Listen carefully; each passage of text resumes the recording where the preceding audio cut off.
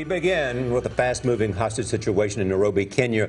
We're hearing explosions and gunfire this morning at a shopping mall where a weekend terror attack killed at least 69 people. Black smoke is pouring out of the building. Security forces are trying to rescue an unknown number of hostages still inside the mall. We know that earlier the Islamic group behind the attack said the hostages would be killed if Kenyan forces attempted any more rescue missions. Charlie D'Agata is at the scene in Nairobi.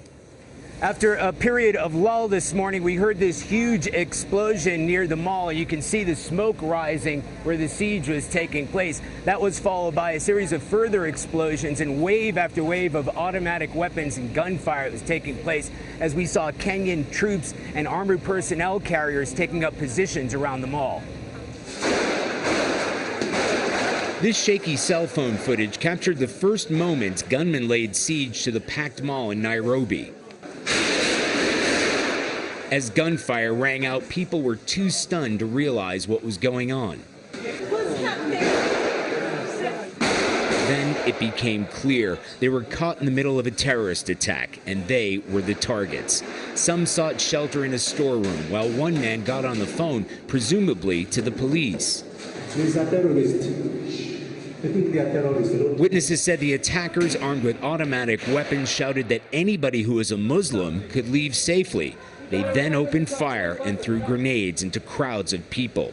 Terrified shoppers took cover wherever they could hide or braved a sprint to safety. Sadia Ahmed, here among the survivors, thought it was all over. I just rang up my mom saying, I love you. I'm not sure if I'm going to make it today or not. I might die, and I just want to say that I love you. Today, Kenyan officials said police and soldiers launched an overnight offensive to free a number of hostages that had been trapped since the siege on Saturday. But they wouldn't say how many were freed, and there are questions whether any had been freed, but there are still people thought to be trapped inside.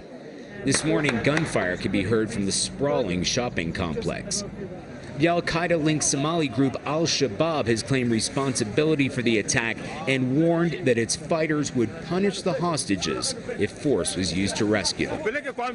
Kenyan authorities said last night that they were going to end this siege. That clearly wasn't the case from what we saw this morning. We're not sure exactly what took place. This huge explosion followed by a series of further explosions and automatic weapons. We got word that maybe the militants had blown themselves up, but we also heard that maybe the Kenyan military had tried to blast their way in. At this point, we don't know in this fluid and ongoing situation. For CBS This Morning, I'm Charlie D'Agata in Nairobi.